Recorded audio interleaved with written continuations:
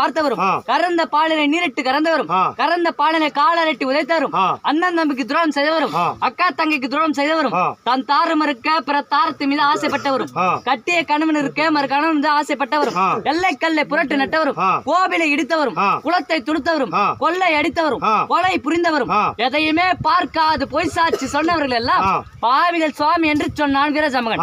அடே வீரஜாம்பகா, இந்த பாவிகளுக்கு என்னடா கட்டளை என்று கேட்டா சிவபெருமான்.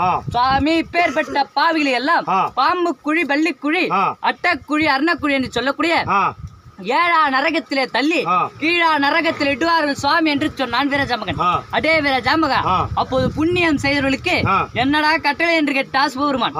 சுவாமி, நான் புண்ணியம் செய்தவரை சொல்ல வேண்டும் என்றால் எனக்கு புண்ணிய காணிக்கை கொடுத்தால் புண்ணியம் செய்தவரின் கட்டளையை சொல்லுகிறேன் என்று சொன்னான் வீரஜாம்பகன். புண்ணிய காசு போடுறவங்க